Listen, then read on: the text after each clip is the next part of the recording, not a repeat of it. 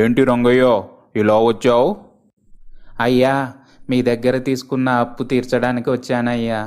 మీరు ధర్మప్రభువులయ్యా. మీలాంటి వాళ్ళు ఉండటం వల్లే మన ఊరు సంతోషంగా ఉందయ్యా. తీసుకోండి అయ్యా. సరేలేరా, నీ మాటలు కానీ. అదేమిట్రా 30,000 మాత్రమే తెచ్చావు? మిగతా సొమ్ము తర్వాత కడతావా? అదేమిటయ్యా, నేను తీసుకుంది 30,000 కదా. నెల నెల వడ్డీ కూడా కడుతున్నాను కదయ్యా. నేను నీకు అప్పిచ్చింది 60,000. ఇంతకాలం నీ దగ్గర డబ్బు లేక 30,000కు మాత్రమే వడ్డీ కడుతున్నావు అనుకున్నాను. వడ్డీ అసలు కలిపి మొత్తం 1,00,000 రూపాయలు అయింది. అదేమిటయ్యా అలా అంటున్నారు? మీరు అలా అనటం మంచి పద్ధతి కాదయ్యా.